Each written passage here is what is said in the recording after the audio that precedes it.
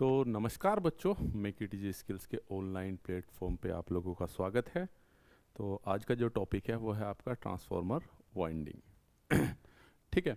तो वाइंडिंग में देखो, बेसिकली हमने ट्रांसफॉर्मर में प्राइमरी सेकेंडरी वाइंडिंग ये सब पढ़ रखी है। स्टार वाइंडिंग, डेल्टा वाइंडिंग, है ना। प्राइमरी क्या होती है, सेकेंडरी क्या होती है, उसका थोड़ा सा इंट्रोडक्शन लेंगे हम यहाँ पर। लेकिन जो ये वाइंडिंग वाला चैप्टर है, ये उस आधार पर नहीं है कि उस वाली वाइंडिंग की हम बात कर रहे हैं। यहाँ पर हम वाइंडिंग की बात करेंगे कि जो वाइंडिंग किस प्रकार से करते हैं हम। जैसे कि आपके पास डिस्क टाइप की वाइंडिंग कहाँ यूज़ करते हैं, सैंडविच टाइप की वाइंडिंग कहाँ यूज़ करते हैं, हेलिक्स टाइप की वाइंडिंग कहाँ यूज़ करते हैं। तो इनसे भी कभी कभी क्वेश्चन आ जाता है। तो जैसे कि बिहार टेक्नीशियन के लिए एक ट्रांसफार्मर की वाइंडिंग पे उन्होंने दे रखा है, हालांकि का जो आपके पास प्राइमरी वाइंडिंग है या सेकेंडरी वाइंडिंग है वो भी उसी में इंक्लूड होती है। और जो आपका स्टार वाइंडिंग है, डेल्टा वाइंडिंग है, टर्सरी वाइंडिंग है, ये भी उसी में इंक्लूड होती है। ये सभी वाइंडिंग हमने ट्रांसफॉर्मर के चैप्टर में ऑलरेडी पढ़ा रखी है। लेकिन क्योंकि ये चीज़ वहाँ से लिंक करेगी, इसको थोड़ा सा ओवरव्यू हम यहाँ पर भी करेंगे। ठीक है।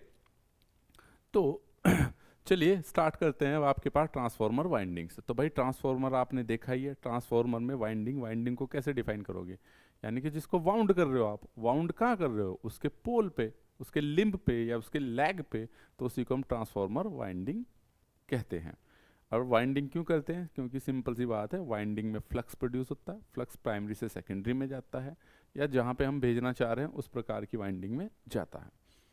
तो वाइंडिंग भी आपकी अलग अलग प्रकार की होती है। वाइंडिंग क्या है, मेरे पास ट्रांसफॉर्मर में पावर के और एप्लीकेशन के आधार पर डिसाइड की जाती है। कि मान लो जैसे कि मैं हाई और लो वोल्टेज का ही केस ले लेता हूँ। अगर मेरे को हाई करंट चाहिए तो मैं उस साइड लो वोल्टेज करूँगा, लो वोल्टेज वाइंडिंग करूँगा। और अगर मेरे को हाई वोल्टेज चाहिए तो मैं हाई वोल्टेज वाइंडिंग करूँगा। तो यानी कि किस प्रकार की वाइंडिंग कहाँ पे की जाएगी, ये इस चीज़ पर निर्भर करेगा कि मेरा किस पावर का ट्रांसफॉर्मर है और कौन से एप्लीकेशंस में इसका यूज़ होना है। ठीक है। तो ये कुछ डायग्राम्स देख पा रहे होंगे, हालांकि ऐसे आपको बुक्स में नहीं दिखते हैं डायग्राम। ठीक है। तो इस डायग्राम में मैं इतना कहना चाहूँगा कि ये आपके पास क्या है, ये एक फेज़ की वाइंडिंग है, दूसरे फेज़ की, ये तीसरे फेज़ की वाइंडिंग है। ठीक है। आप यहाँ पर वाइंडिंग को देख पा रहे होगे ना, ये स्ट्रिप के रूप में है। आपने ज़्यादातर देखा होगा कि गोल सर्कुलर के उसमें होती है। ठीक है। तो बड़े जो ट्रांसफॉर्मर होते हैं वहाँ पे स्ट्रिप के रूप में होती है। स्ट्रिप का मतलब पत्तीदार, रेक्टेंगुलर टाइप का उसमें होती है। तो देख पा रहे हो ये रेक्टेंगुलर टाइप का है, ये देख पा रहे हो रेक्टेंगुलर टाइप का। ऐसा इसलिए करते हैं हम, देखो ये यहाँ से तीनों वाइंडिंग आपस में जोड़ रखी है, सिंपल सी बात है, तीनों को एक जगह जोड़ देते हैं, यानी कि आपके पास स्टार कनेक्शन है। ठीक है। तो कहने का मतलब, इसका जुड़ाव बाहर की जो लीड है आसानी से जुड़ जाती है, इसलिए इसको इस प्रकार से कनेक्ट करते हैं। इसमें स्टिप का यूज़ करते हैं हम। ठीक है। रेक्टेंगुलर टाइप की उसका यूज़ करते हैं, अगर कोई 1% पूछ ले तो। ठीक है। तो भाई वाइंडिंग सिंपल सी बात है, वाइंडिंग की अगर मैं बता दूं, ठीक है, जो क्या बोलते हैं, ट्रांसफॉर्मर की कोर पर वाउंड करते हैं। ठीक है। एक सुटेबल पैटर्न के अकॉर्डिंग, ऐसा नहीं है कि एक तार आपने ऐसे लपेट दिया फिर दूसरा ऐसे लपेट दिया, है ना। सुटेबल पैटर्न में, उसी को हम वाइंडिंग कहते हैं भाई। ठीक है। तो मैं बोल दूं, इसकी डेफिनेशन दी जाए, ठीक है, कि ट्रांसफॉर्मर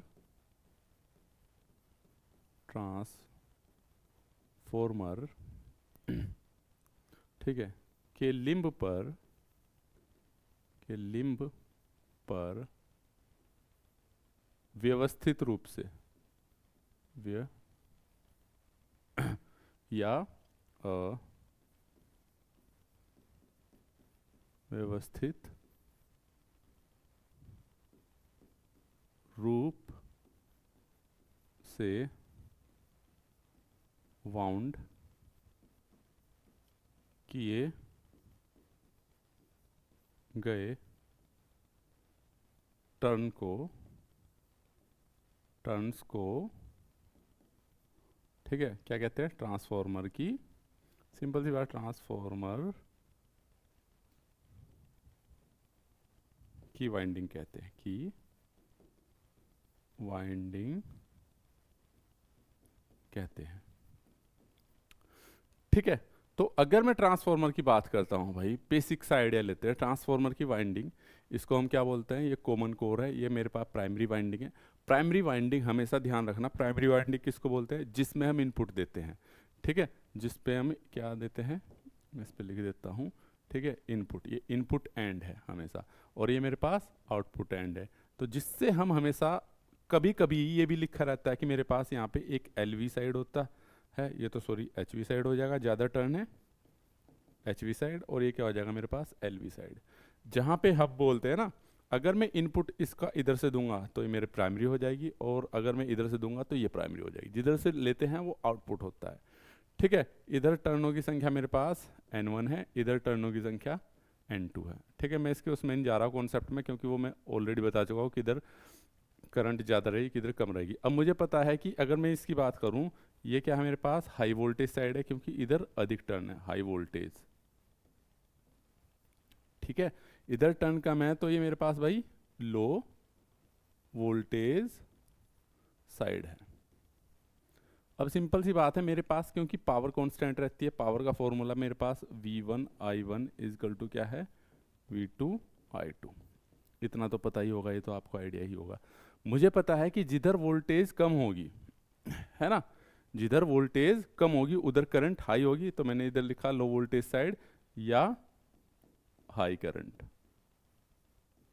हाई करंट, ठीक है। इधर ये हाई वोल्टेज या और, यानी इसमें सॉरी और एंड, ठीक है, ये वाला और आ जाएगा, और लो करंट, ठीक है। इसमें भी या नहीं आएगा, यहाँ पे और आ जाएगा, और लो करंट। तो इसमें क्या है भाई, अब मुझे पता है कि इधर लो करंट है, तो मैं बोल दूं, केवल इंपॉर्टेंट पॉइंट लिखूं मैं, तो इसमें लो करंट है, तो सिंपल सी बात है प्राइमरी वाइंडिंग लो करंट कैरी करेगी, तो इसलिए इसको कैसा बनाया जाएगा हमारे पास, पतले तार का, तो वाइंडिंग से रिलेटेड है, ठीक है। प्राइमरी में, प्राइमरी में, ठीक है, या हाई वोल्टेज साइड, मैं इसको ऐसे लिख देता हूँ, है ना, फिर हाई वोल्टेज साइड की वाइंडिंग, की वाइंडिंग में कम करंट फ्लो होता है, कम करंट होने के कारण उसे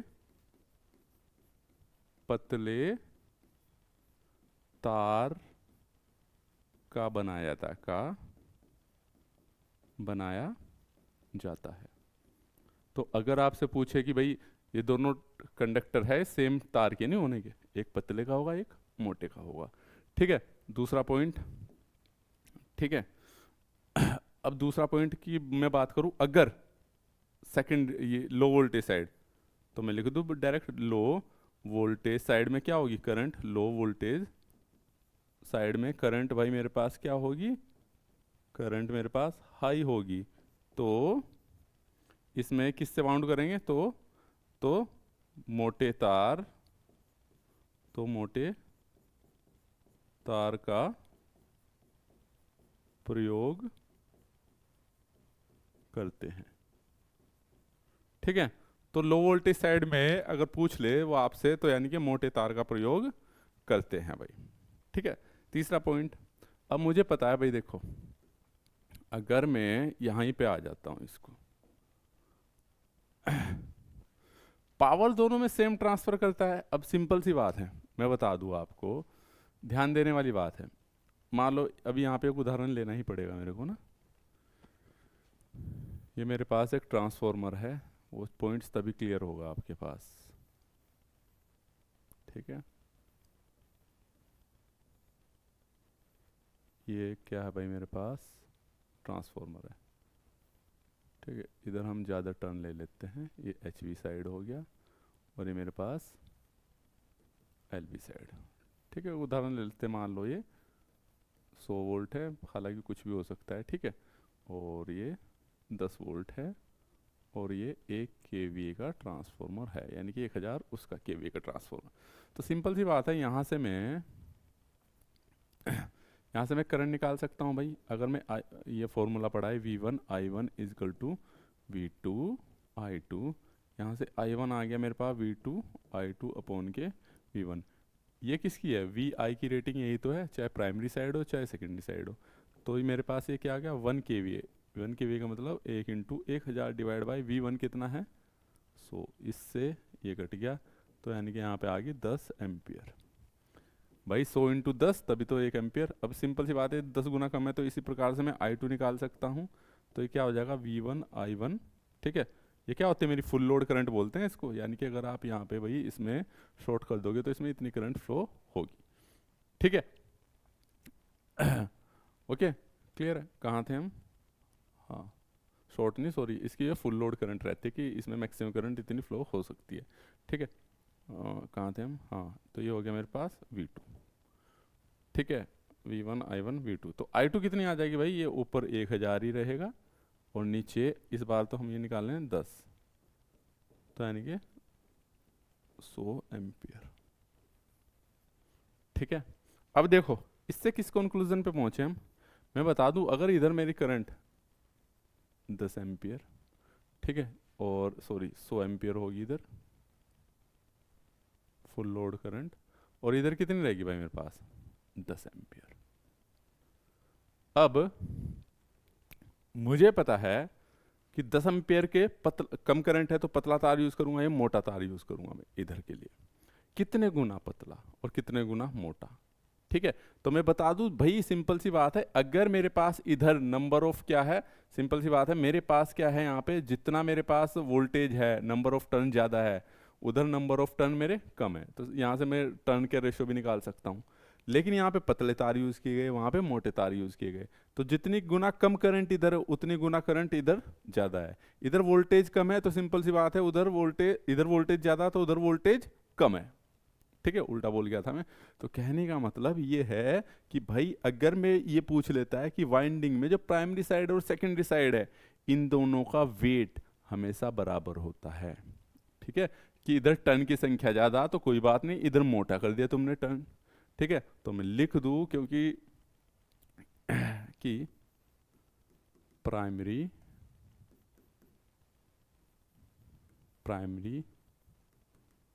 वाइंडिंग, ठीक है, प्राइमरी वाइंडिंग का, ठीक है, भार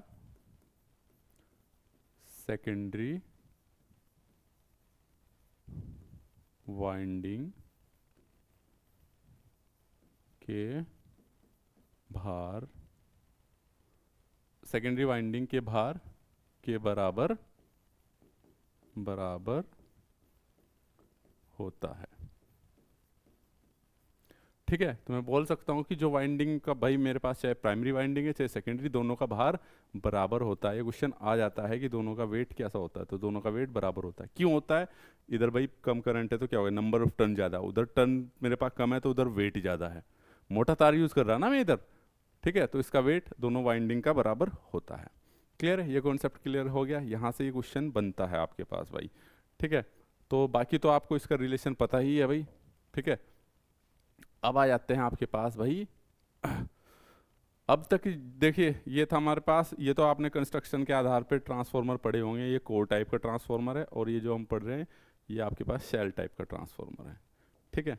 तो आगे बात, ये तो मैंने उसमें कंस्ट्रक्शन के टाइप में पढ़ाई रखा आप लोगों को, ठीक है। अब आते हैं कोर टाइप में वाइंडिंग के प्रकार, ठीक है भाई। वाइंडिंग के प्रकार क्या है आपके पास? जो वाइंडिंग है अलग अलग, देखो एक है हेलिकल वाइंडिंग, ठीक है, फिर सिंगल हेलिकल है, डबल हेलिकल है, डिस्क हेलिकल वाइंडिंग है, और क्रॉस ओवर वाइंडिंग है भाई। तो मैं बता दूं आपके पास बेसिकली हेलिकल का मतलब क्या है। हेलिकल शब्द आया है हेलिक्स से। हेलिक्स का मतलब होता है घुमावदार। हेलिक्स पढ़ा होगा आपने, जैसे पेंचदार, मैंने लिखा भी है इसलिए ना पेंचदार, ताकि आप लोगों को समझ में आ जाए, ठीक है। तो अब जानते हैं हेलिकल वाइंडिंग के बारे में। तो हेलिकल जो वाइंडिंग होती है बेसिकली ये इस प्रकार की होती है भाई। ये हमने यहाँ पे इसको इधर लिख दूँ मैं, ले जाते हैं ना, ठीक है, तो देखना ये हेलिकल टाइप का बनना है ना, ये वाली वाइंडिंग, ये वाली वाइंडिंग क्या है, हेलिकल टाइप की बन रही है। ठीक है, ये नीचे कंडक्टर कट हो रखा है, इसे भी ले लेना पूरा कंप्लीट ना, ये नीचे कंडक्टर आ रखा होगा। तो इस प्रकार की वाइंडिंग को क्या बोलते हैं हम, हेलिकल टाइप्स। ठीक है, अब हेलिकल वाइंडिंग क्या है आपके पास, बेसिकली क्या है भाई, ये आपके पास लो करंट के लिए यूज होती है। ठीक है, इसमें प्रॉब्लम क्या है, ये सबसे अधिक कॉमनली यूज होने वाली वाइंडिंग है।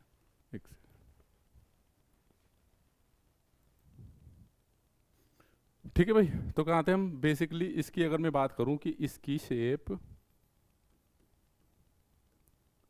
इसकी शेप, ठीक है, हेलिक्स टाइप की होती है, हेलिक्स टाइप की होती है, की होती है, इसलिए इसे हेलिकल वाइंडिंग कहते हैं। ठीक है भाई, ये सबसे अधिक कॉमनली यूज होने वाली वाइंडिंग होती है, यह है, ठीक है, यह है मोस्ट कॉमनली, यानी कि ज्यादातर, मोस्ट कॉमनली यूज होने वाली वाइंडिंग, होने वाली वाइंडिंग होती है। अब देखो भाई, इसमें क्या है आपके पास, एक है इसने देखो सिंगल हेलिकल वाइंडिंग है, दूसरी डबल हेलिकल वाइंडिंग है। ठीक है, तो सिंगल और डबल में क्या अंतर है, बेसिकली क्या है भाई, यहाँ पे अगर मेरे पास कम करंट है तब तक तो कोई दिक्कत नहीं। अब क्या करोगे आपने भाई, करंट की रेंज बढ़ी है, अधिक लार्ज करंट चाहिए, तो अधिक करंट के लिए अगर मैं बता दूं भाई, मुझे पता है कि करंट के लिए मुझे क्रॉस सेक्शन एरिया क्या चाहिए, सिंपल सी बात है, करंट मेरे पास जो है आपके पास, current directly proportional to cross section area ए, अगर एरिया बढ़ेगा तो मेरा करंट की वो भी बढ़ेगी, सिंपल सी बात है। तो लेकिन अगर मैं इसका एरिया बढ़ाता हूं तो उससे क्या प्रॉब्लम आती है, एरिया बढ़ने से मैंने बता रहा, किसी भी सॉलिड का अगर हम एरिया बढ़ाते हैं तो उसमें एडी करंट रिड्यूस अधिक हो जाते हैं, क्योंकि फ्लक्स इसको लिंक करेगा, और फ्लक्स जब इसको लिंक करेगा तो अब एसी फ्लक्स होता है तो इसमें एडी करंट प्रोड्यूस होंगे। ठीक है, तो यानी कि सिंपल सा फंडा है कि इसके कारण हम क्या करते हैं, इसमें फिर डबल कंडक्टर का यूज करते हैं। जब मेरे पास करंट का एरिया बढ़ जाता है तो मैं लिख देता हूं इसको कि यदि या अधिक करंट के लिए, अधिक करंट के लिए कंडक्टर का एरिया बढ़ाना पड़ता है,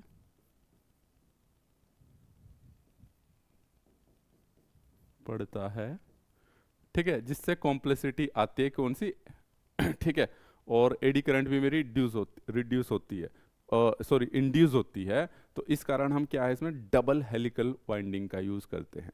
ठीक है, एरिया बढ़ाना पड़ता है तो जिससे एडी करंट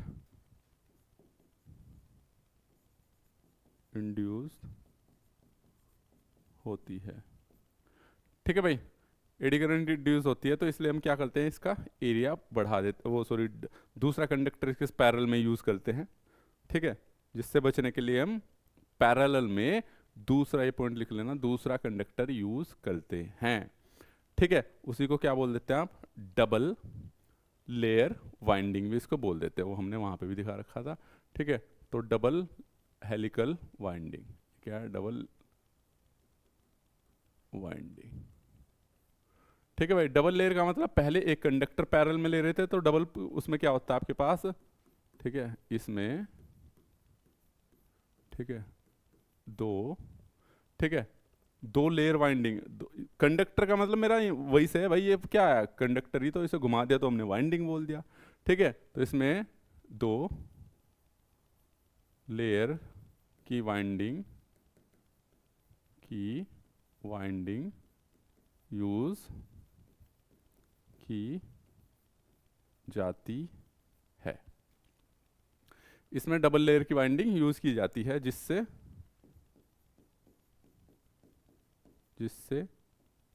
इसकी करंट रेटिंग बढ़ती है। ठीक है भाई। तो क्या है, जब मेरे पास करंट की मात्रा बढ़ेगी, ठीक है, तो क्या बोलते हैं, अब इसकी किसकी कितनी रेंज होती है, इसके लिए एक टेबल है, वो मैं अगली वीडियोस में बताऊंगा कि किसकी कितनी रेटिंग है, कौन सी रेंज तक के लिए यूज़ होती है। ठीक है, प्रॉपर एक टेबल बना रखी है, तो उसका यूज़ मैं तब बता दूंगा। ठीक है, क्योंकि वो डाटाबेस है, याद ही रखना पड़ता है वो। ओके, तो किसकी क्या रेंज है और कौन सी कहाँ पे यूज़ होती है उसका भी हम जिक्र करेंगे नेक्स्ट उसमें टेबल में। ठीक है, क्लियर है भाई। तो मैं बता रहा हूँ, बस ये तो केवल इंट्रोडक्शन दे रहा हूँ आपको कि हाँ ये डबल लेयर है, कि डबल लेयर में कि अब एक कंडक्टर जा रहा था, दो कंडक्टर आएंगे डबल लेयर में।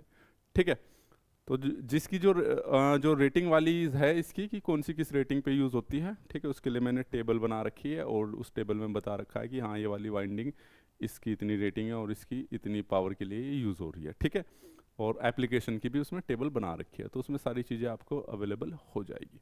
ठीक है, नेक्स्ट आ जाते हैं आपके पास डिस्क हेलिकल टाइप वाइंडिंग। ठीक है भाई, तो हेलिकल तो देखो ये भी है, मैंने बताया था इसी प्रकार से है।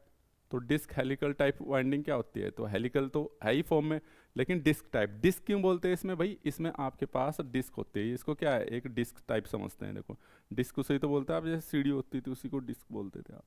ठीक है, तो एक वाइंडिंग मेरे पास ये रही, ठीक है, फिर एक इसके पास ये नीचे है, फिर इसके ऊपर है, फिर ये नीचे है। ठीक है, तो इसको क्या बोलते हैं, डिस्क हेलिकल टाइप वाइंडिंग बोल देते हैं। ठीक है, इनर क्रॉसओवर बोलते हैं इसको, क्योंकि ये अंदर की तरफ क्रॉस ओवर कर रहे हैं एक दूसरे को ना, ये वाले को अंदर जो कनेक्शन है ना एक दूसरे से। ठीक है, और आउटर वाले में बाहर कहीं हो रहे होंगे ना, तो उसको आउटर क्रॉस ओवर बोल देते हैं। ठीक है, तो इसे बोलते हैं हम डिस्क हेलिकल वाइंडिंग।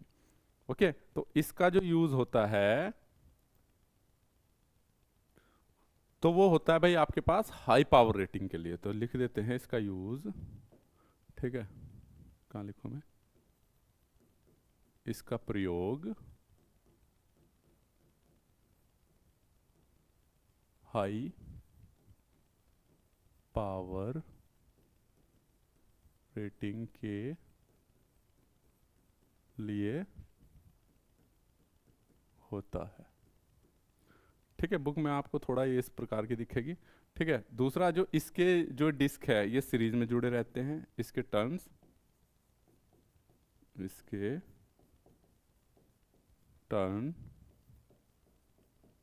सीरीज में जुड़े होते हैं। किसके जरिए भाई, इनर क्रॉस ओवर का मतलब ये है कि जो अंदर की साइड से इसको क्रॉस ओवर कर रहा है, पार कर रहा है, काट रहा है। ठीक है, और आउटर क्रॉस ओवर यहाँ पे जो बाहर की साइड होगा, तो उसे इनर का मतलब अंदर की साइड क्रॉस ओवर होने वाला है कनेक्शंस, और बाहर की साइड जिसको बाहर में क्रॉस ओवर हो रहे हो, तो उसको क्या बोल देते हैं हम, इनर और आउटर क्रॉस ओवर बोल देते हैं। ठीक है, नेक्स्ट पे आ जाते हैं जो क्रॉस ओवर आपके पास, एक क्रॉस ओवर वाइंडिंग जो होती है आपके पास। तो क्रॉस ओवर वाइंडिंग जो होती है आपके पास, देखिए भाई क्रॉस ओवर वाइंडिंग किसको बोलते हैं आपके पास, ये देखो, ये यहाँ पे इसी को हम क्रॉस ओवर बोलते हैं, जब ये यहाँ से एक दूसरे को पास कर रहे हैं, इस वाले को क्या बोलते हैं, क्रॉस ओवर। और बीच में जो वाइंडिंग होती है क्रॉस ओवर वाइंडिंग में, क्या है आपके पास, यहाँ पे अंदर बहुत सारे इंसुलेशन डले रहते हैं, इंसुलेशन नहीं सॉरी डिस्क। ठीक है, एक बहुत सारे कंडक्टर, ये है ये है ये है ये है, तो चार अलग अलग वो हैं आपके पास। तो इसमें क्या रहता है भाई, आपका ये बीच में एयर है, स्पेस फॉर कूलिंग, क्योंकि अगर आप इसको यहाँ पे कूलिंग, यानी कि कूलिंग का मतलब ये याद रखना, ये तार नहीं है, बिल्कुल इंसुलेटेड होते हैं आपस में एक दूसरे को, कभी इनको समझो कि शॉर्ट क्यों नहीं हो रहे। तो पहले बता दो, पूरी कोयल आपकी इंसुलेटेड रहती है, इन पे वो लगा रहता है आपके पास इंसुलेशन पेपर वगैरह का। ठीक है, और पेपर के बाद भी फिर इसमें क्या है, हम वार्निश डालते हैं ताकि और अच्छा इंसुलेशन प्रोवाइड हो सके। ठीक है, तो क्रॉस ओवर होती है आपके पास, क्रॉस ओवर का यूज भी आपके पास जो है हाई वोल्टेज एप्लीकेशन के लिए यूज करते हैं, इसका प्रयोग हाई वोल्टेज एप्लीकेशन के लिए करते हैं, के लिए करते हैं। ठीक है भाई। तो जो आपके पास हाई वोल्टेज का एप्लीकेशन होता है, वाइंडिंग में क्या है आपके पास अब ये कितनी हाई वोल्टेज होती है, ये इस चीज पे डिपेंड करेगा कि भाई आपके पास एप्लीकेशन किस प्रकार का है। ठीक है। और जो वाइंडिंग के कंडक्टर है वो सर्कुलर टाइप के रहते हैं। वाइंडिंग के कंडक्टर